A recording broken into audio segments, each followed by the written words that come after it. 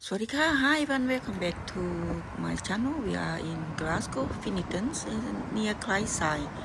We're here to see the whiskey, how whiskey were made, and we'll go in there, had a wonderful tour in there. Tour in here, including the history and with established, the Scotch whisky is national drinking in Scotland. Thank you for watching, everyone. Swadika, hi everyone, Skuna here, welcome to my channel. I'm in Glasgow. I'm here to visit the Clydeside Whisky. So we're going to have a tour and he could explain to us how the whiskey are made. So we're going to go in there. Thanks very much for watching. พาไปชมการทำวิสกี้ค่ะ เราจะมีทัวร์กันถ้าไม่เข้าใจก็กดแปลใน YouTube นะคะกดปุ่มแปลค่ะขอบคุณนะคะขอบคุณค่ะ Let's go my friend, see you in there. Thank you.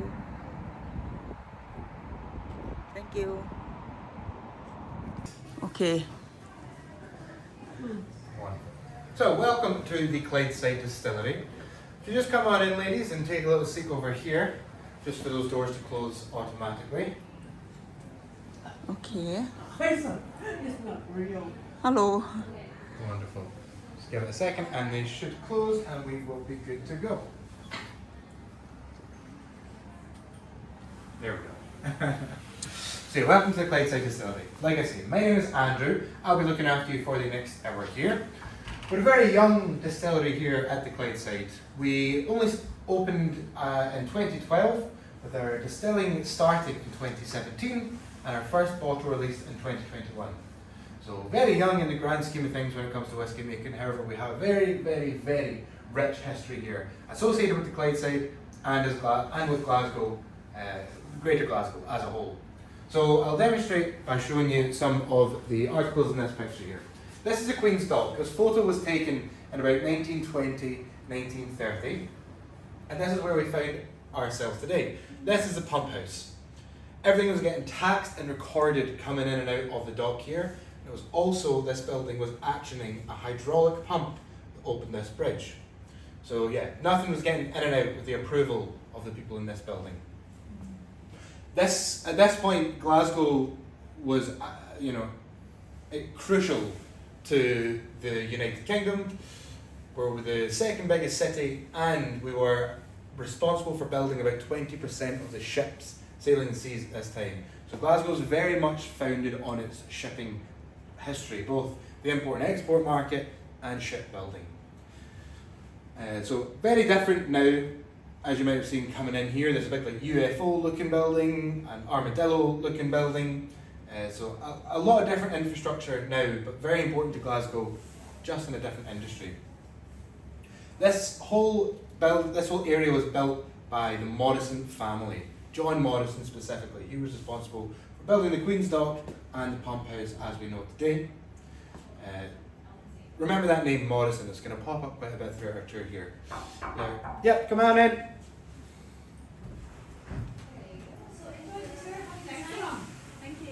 Hello. Hi. Come on in. Good morning. Well, can we stand over here? Yep, you're absolutely fine over there. Perfect. Wonderful, thanks so much. I'm just going to go over our history here at the Clydeside, linked to the Queen's Dock here. This photo was taken. Also began leading here in 1895. Glasgow was the powerhouse of the industry, shipbuilding and blooming, and the city distillery were producing a gallon of Scotch whisky of each year. Much of the whiskey was destined for Glasgow, it driving the post and the four corners of the beyond. Here in this building, the pumphouse for the Queen's Dock, the men work round the clock to keep the ship moving and our national liquid flow down the Clyde. Whoa, what's yourselves do? You can't just go wandering anywhere here in the quayside when we're unloading the ship's cargo. Smell the baccy, the fumes from the whiskey, the rum, the exotic spices. Yeah, it's easy to get distracted by them and everything else that goes on round here. You got to keep your wits about you. Watch your step, but I've lost count of the amount of Irish dockers and Highlanders who left awing behind for a chance to come and work here at Glasgow port, only to end up losing a hand or a leg, others their lives falling down a hatch or half the quayside just because they weren't looking. Well, either that, they were looter blind drunk, but... And you didn't want to go crying foul or reporting accidents either. No, you want to work here again. That foreman was singled out from all the others at this morning's call on, putting a few hours work your way, a few shillings in your hand. He'll look straight through you the more if you mention compensation. And then it wouldn't matter how many whiskies you buy down the alehouse and try to win one. It's all about to be different though, now that they've got a proper union in us. There's twa you ken here at Glasgow Dock, ours and the Glasgow Harbour Labourers Union. That bunch of blackleggers who broke our last strike. Oh, I could tell you a few things about the old society if you want to hear about it. Good, but you want to Talk of the devil. because you're on my time now, no cock any time. That's when we purposely go slow, just to make a point, if you get what I mean, to the bosses, the shipping companies. Right, come on, let's pick up the pace. There's 40 vessels due in port today from America, China, Australia and the West Indies. And this one's needing loaded up and away with the next time. Honestly, you wasters don't do yourselves any favours, do you? Standing about here telling tales when there's new grain elevators down the water that'll do the job of 50 men with just 6, and in a fraction of the time. Sometimes though, it doesn't matter how quickly you turn around a ship. Especially if the whole thing, vessel and cargo, ends up at the bottom of the Clyde. That's what happened to the Wallachia last month. Full to the brim she was, with whiskey, gin and beer. She left Queen's Dock bound for Trinidad and Demerara, only to be struck in the bows by a steamer out in the fog, less than a mile off the coast. You see, she went down in 25 minutes. It's a terrible waste. Still, it's a dangerous business we're in. And you, Kenny, you Egypt, you'll be in Davy Jones's locker along with Wallachia. You didn't hug your wish and get a shift on. There's 50 barrels of the finest malt. Less a wee bit. To be loaded up before it goes the round. That's what they call it when they ship it out to Australia for the first time and back again. It's improving and maturing all the time while saving on expensive storage. They're canny type state whisky barrels. Here, don't let me keep you good folks any longer. Take a walk along the quayside. Might be surprised at what else you discover. They tell me there's rats down there as big as cats.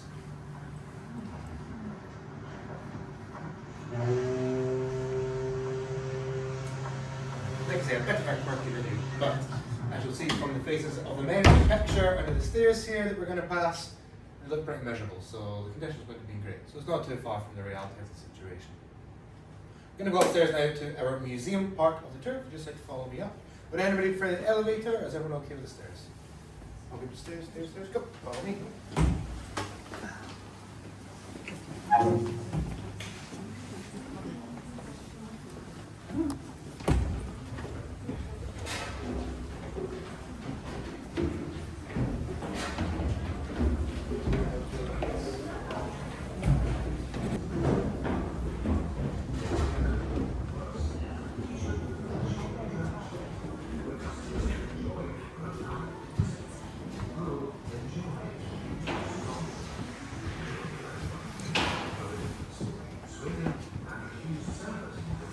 So welcome to our museum up here. This part is your self-guided of the tour. Here you have some of the early forms of distillation, some of the early rules and regulations put in place to regulise the making of Scotch whisky. In the columns in the middle and on the video you will get more information on the whisky barons. These men were responsible for marketing, labelling, blending, really popularising Scotch whisky all over the world. In the next available room is more information on the Morrison family, who were the people responsible for building the Queen's Dock and the pumphouse and the distillery as we know it today. Okay, so I'll leave you in here for about 10 minutes or so. Is anybody not wishing to participate in the tasting, would like to take the drams home, or is everyone going to taste their whiskey here today? Taste whiskey? Taste. Yeah, I want to taste. Cool. Martin? Okay. I'm going to go pour your drams in, and I'll come back to let you. Thanks a lot. Thank you. Distillery Scotland, medieval monk. So starting in 1494, that was the first written record of distillery in Scotland. King James IV of Scotland was granted a newly formed of Guy of Sergeant Barber in Edinburgh for exclusive license for virtue equa vita, a low spirit for using for sterile like alcohol, I think. And this is Cooper 2, Bunker cut barrel, and making 2 and Cooper moving door. 1601, the record of Glasgow already long established. 1638, the worship company distiller is the King Charles I.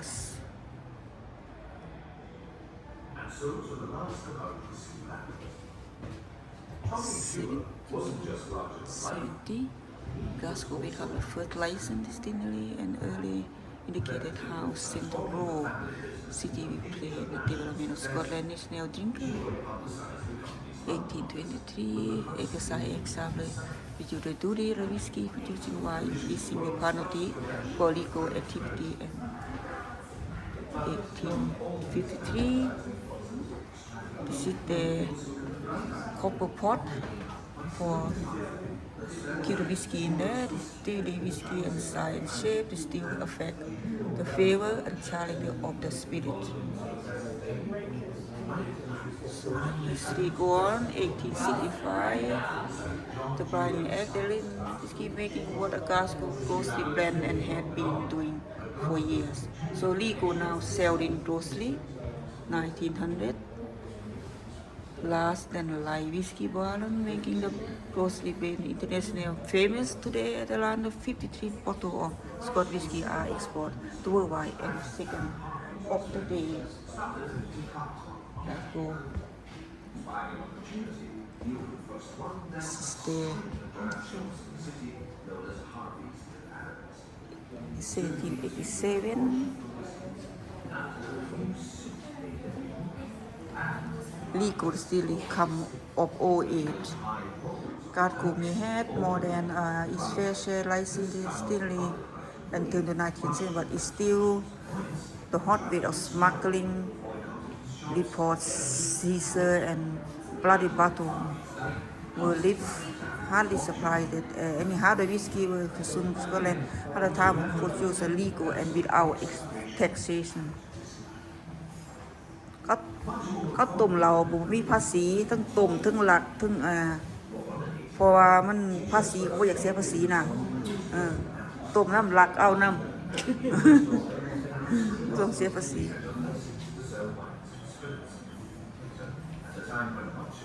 Whiskey bar in here.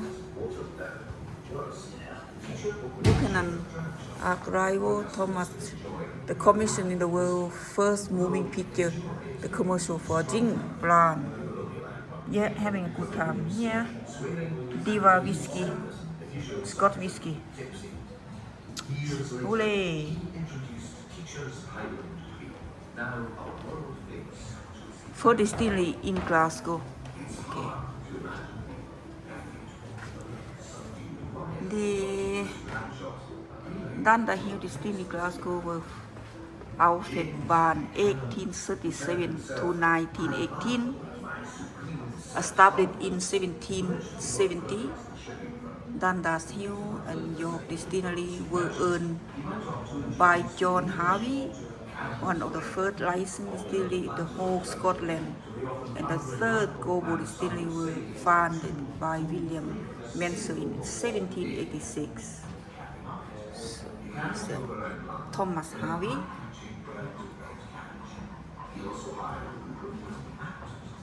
(1786, 1818). The owner here, Thomas Harvey died.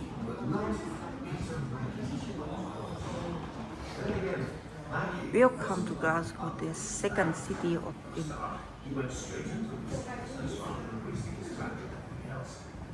Yes, who has been described as one-third genius, one-third megalomaniac, and This talking about Nico come to Oak from 08.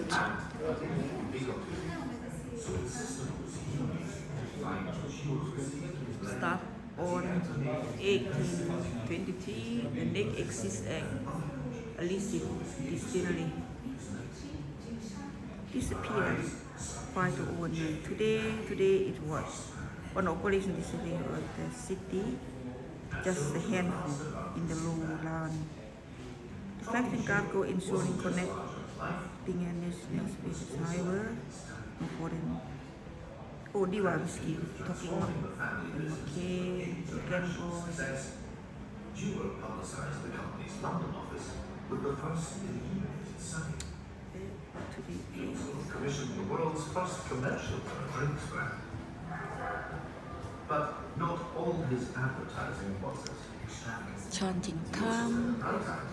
Of making a bicycle tire that spelled out The tavern tipping the house and drinking club may have been an important part of 19th century socialized vestry for the mass who escaping the mood overcrowded and security parts of the city. Now, two for the Glasgow region, approved among the most approved in William Logan. Okay, I'm talking about teacher drum shop. The teacher opened up on the drum shop after Anana. started out as a cart on Captive Cove. Finding an opportunity, he opened first one, then a string of dram shops in the city known as Harvey. Drum shop, Soon he was making a fortune from whiskey. no swearing, no smoke, and no drinkiness. What does that mean? They are Scotch. They love whiskey. All the way down to Clyde. Costly This brand. cut off the public right of way, much to Glasgow's annoyance, who tried to destroy them, boycotted his shops, and took him to court. Battle Harvey's dyke cost William him Teacher his fortune. began making his own whiskey brand unusual high percentage. Execration and Make it from more whiskey. much more fondly remembered is William Teacher. Okay, in 19th century, Teacher's first job was the Scotch Whisky of Glasgow bought more than just their fruit and veg from the local grocery, so Scottish Fair and the insurance. The grocer is like William Teacher and the John Walker start buying whiskey directly from the distillery first of the back room and the cellar and the shops, then dedicate premium blending them together. Teacher Walker, that's his name, years later, named after Teacher's Highland Creek, now a world famous Scotch whisky brand. Can you go ahead and move on then, folks, if you just like to follow me through. Okay, Thank you very much. thank you very much. Teacher's lamb shops, remake was one of them.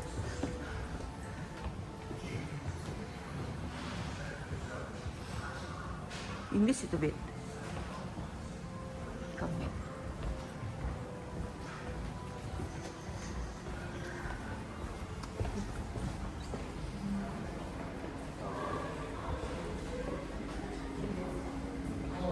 Do we have any seasoned whiskey drinkers with us today?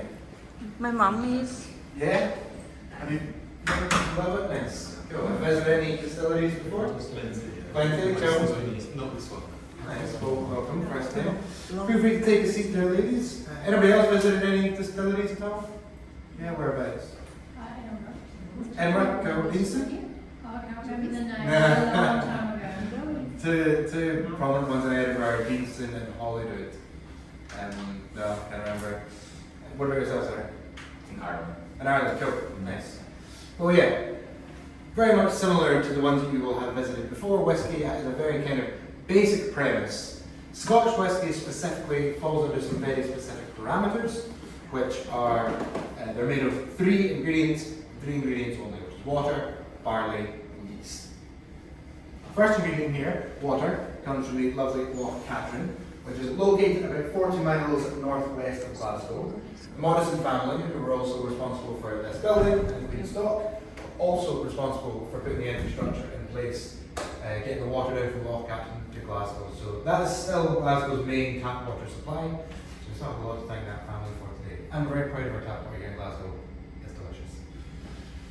So that's our first ingredient there, our water. We then mix that water with our barley to malt it. So our second ingredient here, barley. We get our barley from about 4 different farms down by the border regions of Scotland. This is a strain of barley called Laureate barley, which is very rich in carbohydrates. Carbohydrates we're going to turn into enzymes and starches that then we're going to turn into sugar. Sugar we're ultimately going to turn into alcohol. So we start with that very rich product at the start to ensure a high alcohol yield at the end. So we malt the barley. By malting it, we just add the water to it, soak the barley, and then we let it sit for about 2 days while it germinates. Germination process is just, these are like little seeds, and they just start to grow. Start to activate all those starches and enzymes. The shell, the husk cracks open a little bit and starts to expose the insides. We let it malt for about 2 days, but we don't want that process to go on too long, otherwise it's going to use up all the stuff that we want to use. So we put it into our kiln, our K-I-L-N kiln, which is basically like a big furnace, and there's 2 kind of options you can do at that point. With the Clydeside, we pump it through with hot air, and that just dries out the barley, basically kills it and stops the germination process. Or you can use this as a fuel source in the kiln, and you can burn this. Does anyone know what this is? Peat. Okay, peat, yeah. Basically an early onset version of coal.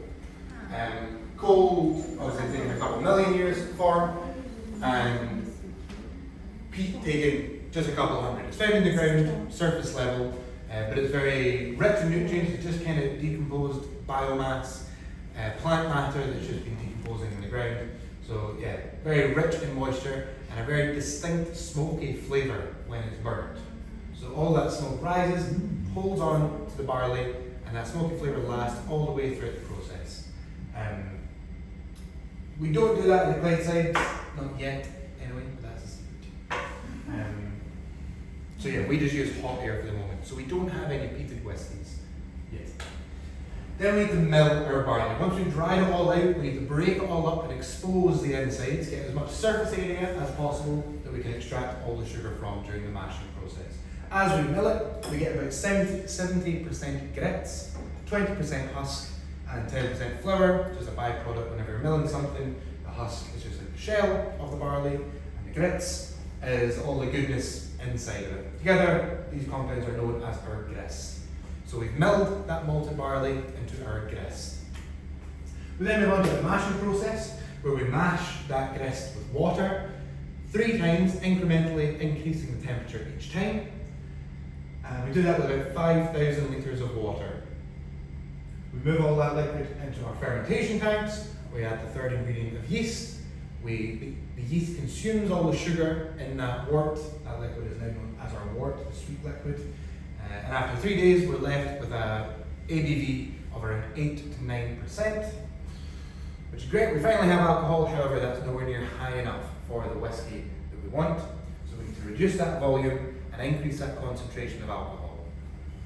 I'm kind of skipping over these a little bit quicker, just because this is what we're going to see as we go into our distillery. So I'm going to give you a basic premise of it just now, and then once we go through the distillery, I'll go through it in a little bit more detail. So distillation, we're just reducing that volume, increasing the concentration of alcohol. With the maturation process, we're then putting that distilled liquid into an oak cask for 3 years and 1 day. We let it mature, we let it absorb into the wood, get some of the characteristics of that wood and whatever that wood has been used for previously. After those 3 years and 1 day, we bottle it, and as long as it's bottled at least 40% ABV, and we finally have a single malt Scotch Whisky. Like I say, we'll go over these steps a little bit more as we see it in front of us. You can just get a better idea, and then the maturation process I'll go over some more as we're doing our tasting, because again, just get a better idea of it as we're experiencing it. Any questions about that so far? No. Fantastic, wonderful. We're going to move on now to our distillery then. We are in production at the moment, so it'll be quite hot, a little bit loud. We're a small group, so we should be fine. Photos and videos are fine in this room, but just in the next room, I would ask you not to take any photos too close to our spirit safe. There's a lot of alcohol vapors going on. We don't want any unwanted reactions from vapors. Would you like to follow me? We'll go through the distillery. Go past.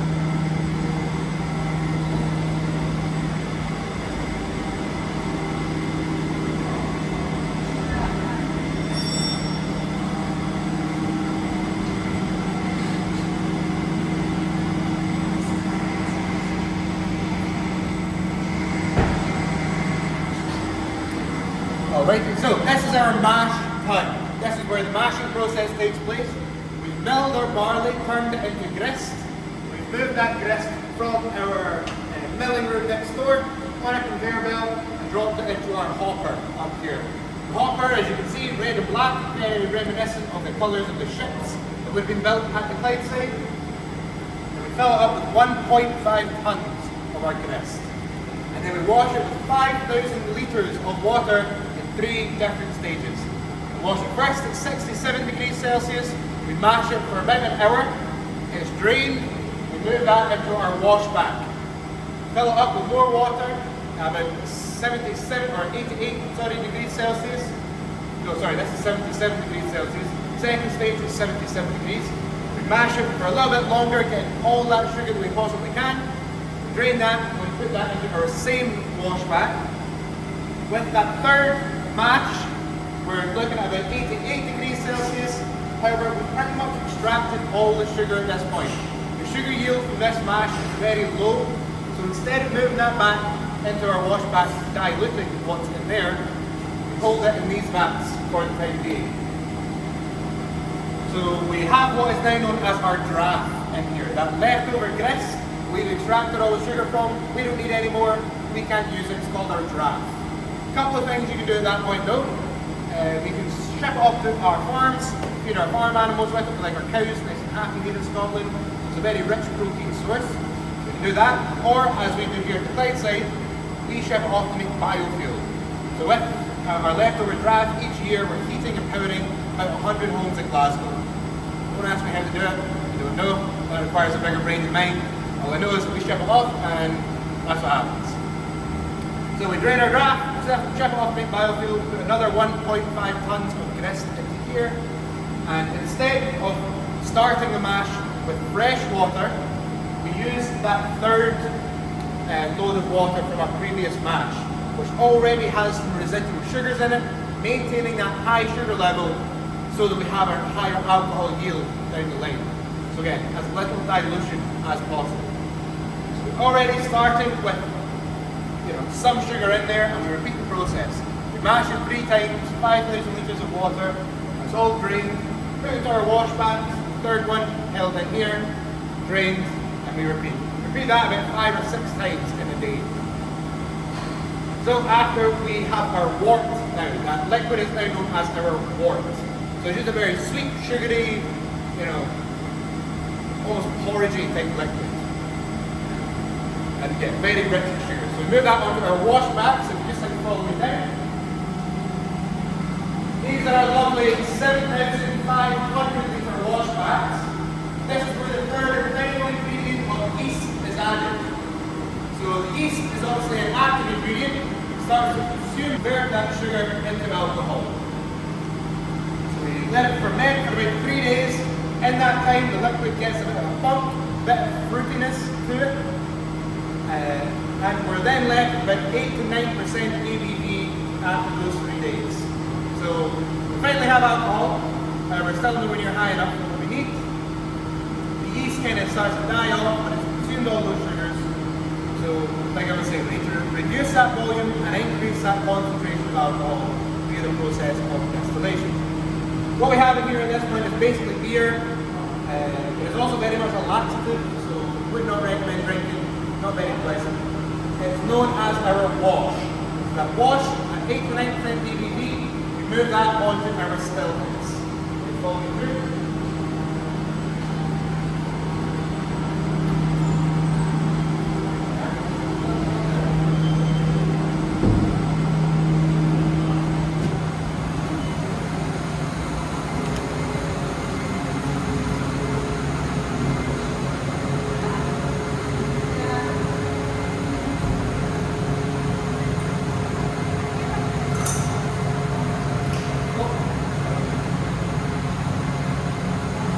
So this is the heart and soul of any distiller really. These great big lovely works of art are our copper distillers. This first one here is our wash still, this one is our spirit still. So we start with our wash from the wash bags, put it into our wash still. And the process of distillation is basically just evaporating everything, increasing the the temperature, turning everything to a vapor, and that increases the concentration while reducing the volume. So it's basically a big radiator in here. We crank that up to about 100 degrees Celsius. The alcohol starts to vaporize at about 86 degrees with water obviously boiling off 100. So we just want to vaporize everything at this point. We increase that temperature, all the vapors start to rise up, travel along the copper pipe with a condenser running up here. There's just cold water running in a pipe, and the hot vapors hit that condenser, turn into a liquid, and fall back down through as a low wine. This is now our low wine. You're looking at about 21% ABV after that first distillation. So we're getting there, but still nowhere near quite 40% minimum we need for water. So we repeat that process in our spirit still. As you can see, this one's a bit of a different shape. It's a little smaller, it's got a lovely bevel in the middle. That's to ensure as much copper contact as possible. Copper, a chemical reaction occurs, and all those vapors, when you contact copper, the copper kind of imparts its own natural sweeteners into the vapor. It takes out some unwanted bitter compounds when you put them in our whiskey. So that's why we use copper. So again, the vapors rise up, travel along the copper pipe, condense and fall back down as a liquid. We're now looking at about 79%. We're starting off about 79%. Very high in alcohol. We cut the spirit into three parts at this point: head, heart, and tails. So the first 15 minutes of the runoff is our head. Very high in alcohol, about 79 to 76 ABV. There's also very high methanol. So basically moonshine at this point. Not many places for drinking. You go blind, you lose a leg, not very nice. So we don't want that. So we let those first 15 minutes run off, and we combine them with our low wines. The low wines that came out here at 21, we add the head, and that takes that up to about 28%, which then goes through the distillation. We let those first 15 minutes run, and at which point we cut the spirit. So our distillers have a regular laborious task of turning this level. That just changes the pathway of all liquid, and instead of combining with the low wines, it goes down our spirit pipe and away for maturation. That's the heart. That's the good stuff, nice and pretty. It is 76 to 71% ABV, still very high, so there will be some water added to that before it's set off for maturation, just to dilute it a little bit and make it a little bit more palatable. So that's our heart. We let that run until it reaches about 71% ABV, and the spirit is cut again, and that combines it again with our low wines. So those heads and those tails, we combine them again with the low wines. The heart is what we take out for maturation. Eventually those highs and lows are extracted, and they're also sent off to the biofuel. We try and distill them as much as possible to get as much volume out of it as possible. So we're left with our heart. That's what we send off for maturation.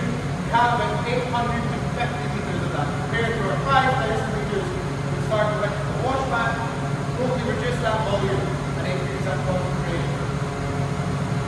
So yeah, that's pretty much the distillation process. Any questions? Okay. That's here we reach the tasting part of the third out. I did slightly, I did just as much yapping, to be honest. We do a lot more drinking, so.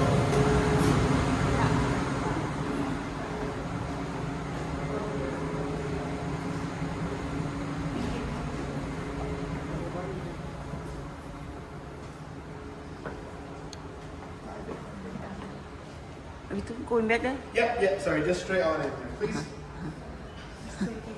Testing, yeah. Taking that, between 71 and 76% ABV, we have added some water to it to make it a slightly more palatable 63.5%, and we've shipped this off for maturation. And one day, oak, any type of oak at all, it can be European, American, sherry, bourbon, red wine, tequila, white wine, absolutely anything in that cask. Whatever it has been used for is going to instill some flavour into our new make spirit and ultimately into our whiskey.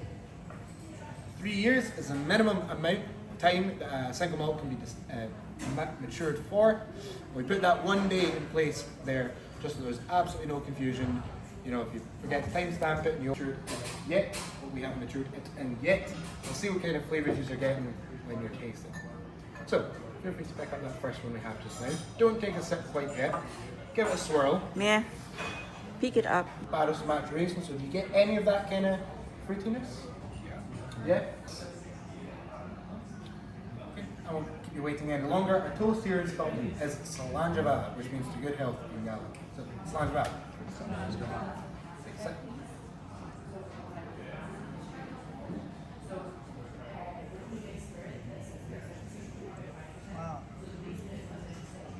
If this is your first dram of the day, and no judgment, yeah, your palate might just take a little second to get used to the alcohol there. It says 46. How was it? Very spicy. So, Spicy. well, not super high for the whiskey, still quite high, as it is a whiskey. So what do we think? Do we get any notes on this? If we had some green fruits, or at least I get them, there is no right or wrong answers when it comes to tasting whiskey. Your senses are very much linked to your memories, so whatever you're smelling and tasting is evoking in you, and you know, no one can really argue with that.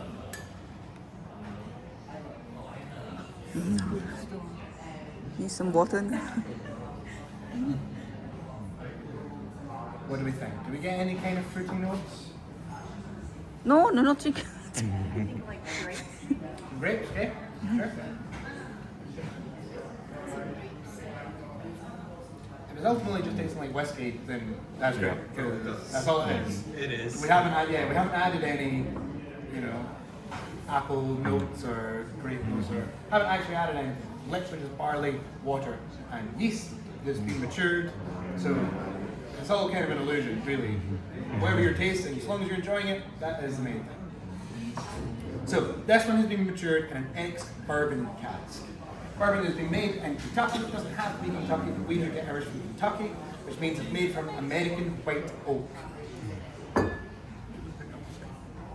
American white oak, which I have a stave of a barrel of which here, is very rich in a compound called vanillin. I guess it tastes a lot like vanilla. So as you're tasting that and you're smelling that, try and think of vanilla. It's a very light sweetness, different to the kind of sugariness, the fruitiness. You can also see it's been charred here a little bit, which kind of acts as a filtration system. During that maturation, the barrel is very much breathing in the fluctuating temperature. So in the warmth, in the summer, it's kind of contracting. In the cold winters, it's expanding a little bit. And in that time, that new make, turning into whiskey, gets absorbed into the wood, and the flavours of the wood, of the oak, and of the bourbon that was in previously is getting imparted onto that whiskey. This is a very young whiskey, it's only 3.5 years. So you're not getting a lot of those vanilla notes. Like I was saying, it's charred, so you might be getting some caramel notes there. Marginally. If it was an older whiskey, if it had been an oak for much longer, it had more contact there, you would be getting a lot more of these notes. For me, this is just a very fruity, delicate, easy drinking whiskey. It's not super oaky. It's not super vanilla-y or caramelized. It's just very fruity and very light drinking. What do we think? Do we like it? Sum up? Okay. I will come around with the second whiskey that we're going to taste today. One thing I can end. It's a wee sip. Which I will need some empty glasses for, so feel free to finish off the rest or pass it to your neighbour, or you can put it in the buckets of sadness in the middle, and I will drink that after my shift.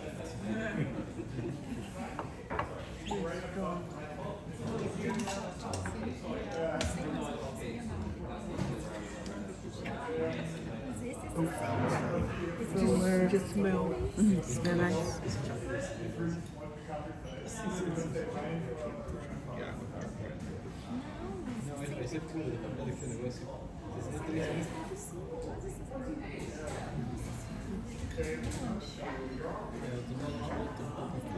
Yeah.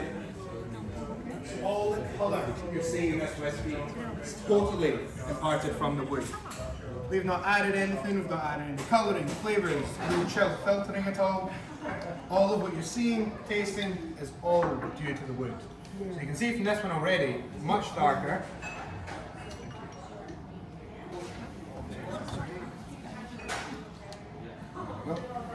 Yeah. Yeah, much darker. There's a lot more going on there already. It's good. Cheers in Gaelic. Slanjava. Yeah, or just slancha. Or slanjava. Yeah, so give it a sip, get it kind of sitting on your palate. There's a lot more going on in this one compared to the first one. Jip jip. Seeing some nods, it's always a good sign. Yeah, okay, good. You taste the, I can taste like the woods effect of the whiskey. Pleasant. Yeah. What do you taste? If that first one was like more greener fruits, and apples and pears, what do you think of this one? Is it the same?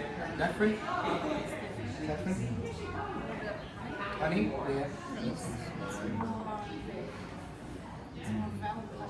Velvety, yeah. I kind of put that in the honey kind of under the one umbrella. This one is from an ex-sherry cask. Oloroso sherry comes from the south of Spain. European oak is much richer in oils compared to American oak, which I really feel gives it that kind of velvety mouth texture, a little bit like honey kind of coating your mouth a little bit. Yeah. For the fruits on this one, I get some like dates, some like darker fruits, some like cooked fruits.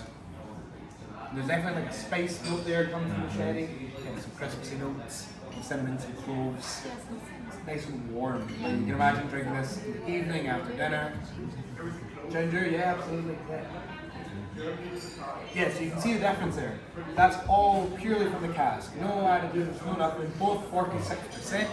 You will notice this one does feel slightly easier drinking. Again, I put that down to the oils, kind of making it a bit heavier, making it go down a little bit. This one definitely does change a lot when you add a drop or two of water from the pits in the middle there. Put 1-2 drops in there, give it a swirl. It kind of agitates the oils and really opens up some of the flavours in there. That's why you put ice. Acai bowl. Yeah, so ice will kind of slowly dilute your drink, or like a couple of drops of water. Some whiskey snobs will tell you that it has to be enjoyed neat. It has to be enjoyed with like two drops of water. But really, there is no right or wrong answer. Whatever it takes for you to get the most flavour out of that single malt. Keep them in different. Yeah. We do draw a line at like mixing with Coca-Cola. We'll mix it with anything like that. Try that, you will be asked to leave. So. Strong. At your own discretion. Smell good, but it's strong. Do that at home.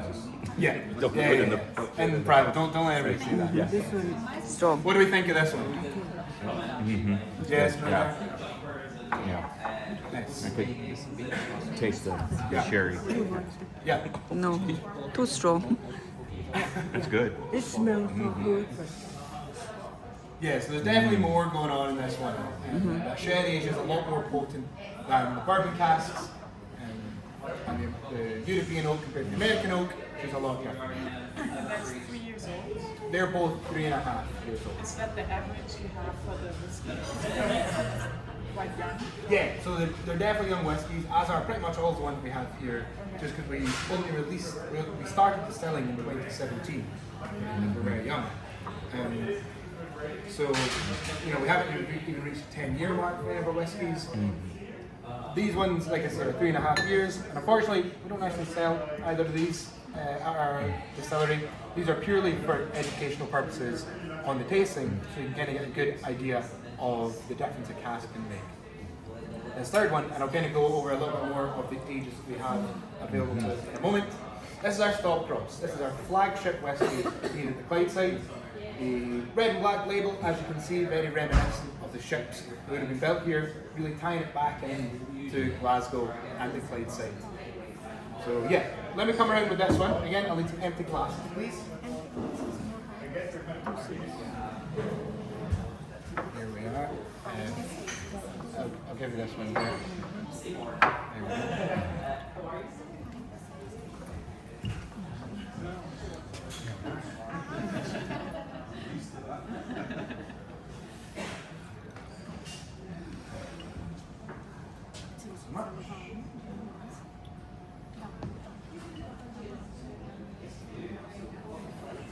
Yeah, absolutely. So like, we'll have started distilling in 2017, and we'll have casks at that time. Smell nice. This You know, one. put away for Too strong. who knows how many years, 10, 20, 40. Everything we're making each day will eventually, you know, have the intention of going into a cask, or will be put into a cask to be opened at some point, but we just don't know when. There's a lot of kind of artistic experimentation, artistic liberty in that factor of whiskey making. When our master distillers have a very tough job of opening casks every day and tasting a little bit of what whiskey we have that's been maturing for 7 and what will be 10, 15, 20 years down the line. When you drink, it makes And then combining all them and making new whiskey. So yeah, this percent, it's a little bit older, about 5.5 years. Get a little taste of that, see if you're getting anything reminiscent of the first two that we tried already today.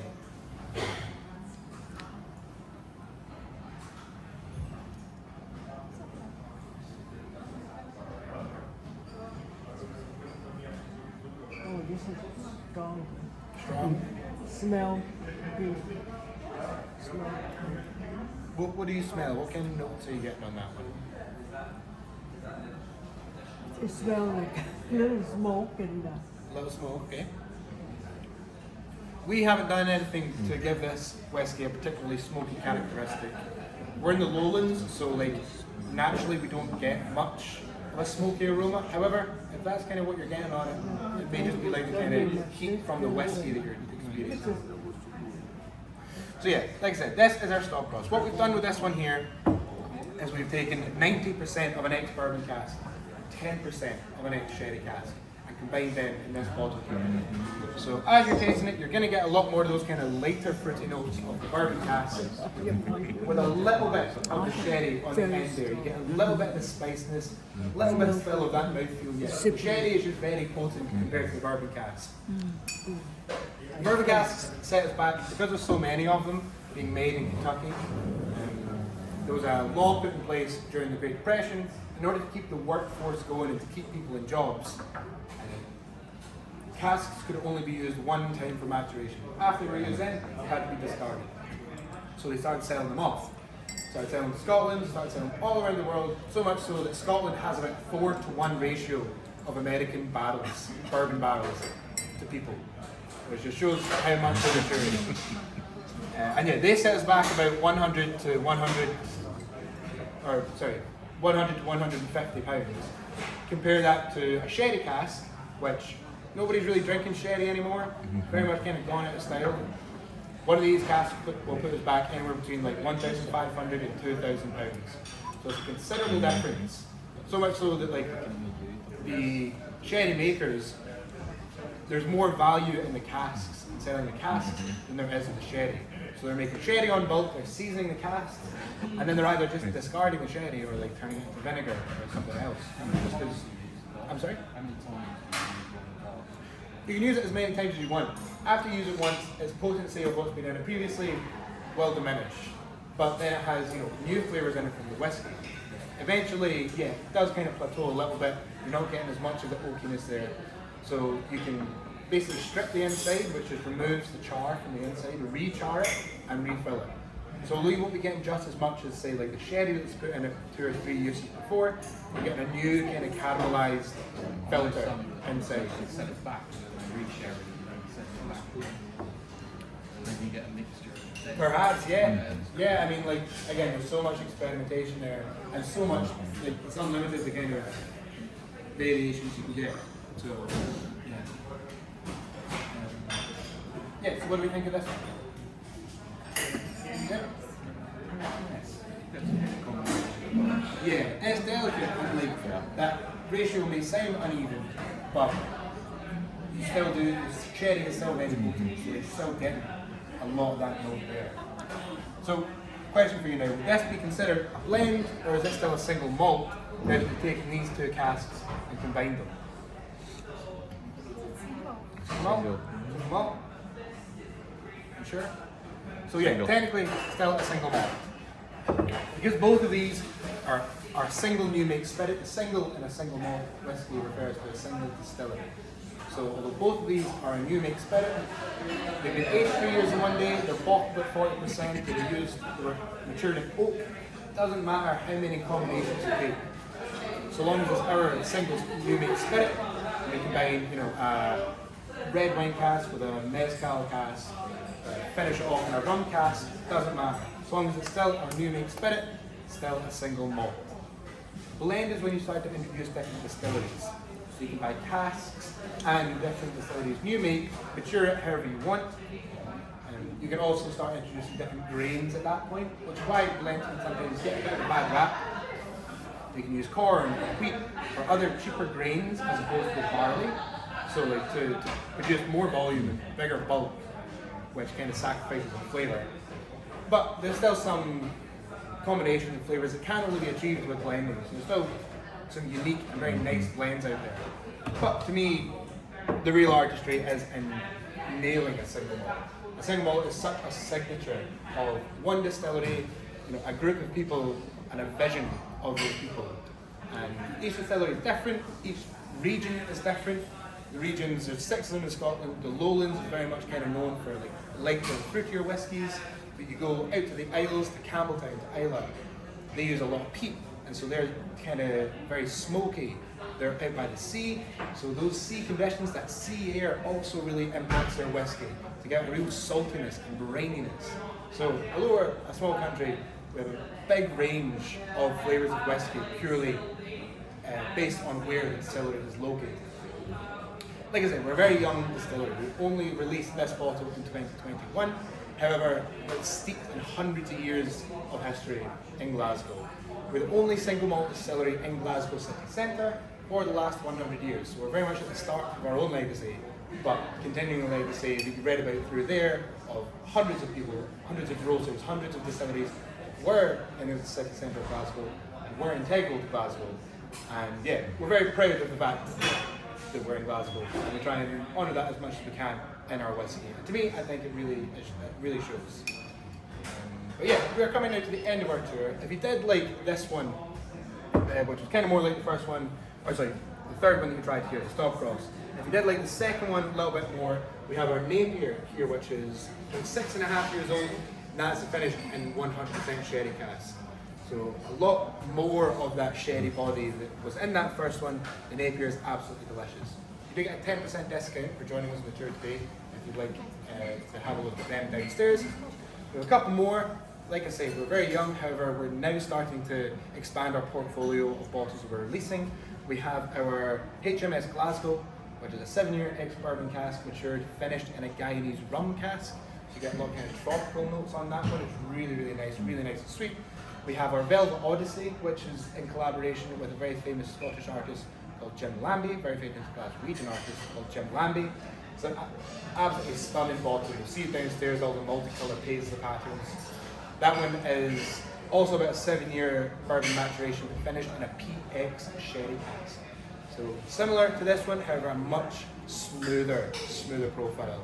I haven't tasted it yet, however, my colleague said Velvet is a very apt name because it does go down smooth as velvet. So I would recommend trying that one. We've also got our fill your own cask downstairs, which we've basically just taken a cask from our collection, stuck in the wall, stuck a pipe in it, and you can fill your own bottle from it. That is currently a American red wine cask. You get such a big red fruity notes, some cherries, some strawberries on that one. Really unique. So we're starting to branch out more and get some really interesting whiskies. So if you do like the sound of any of them, come see me behind the till downstairs. I can give you a little try. As a thank you for joining us on the tour today, I'm going to give you your Glencairn glasses to take home with you. I'll give you a little bit of paper and you can wrap them up. And yeah, my name is Andrew. Thanks so much for joining the tour today. Thank you. Thank you very much. Little QR code for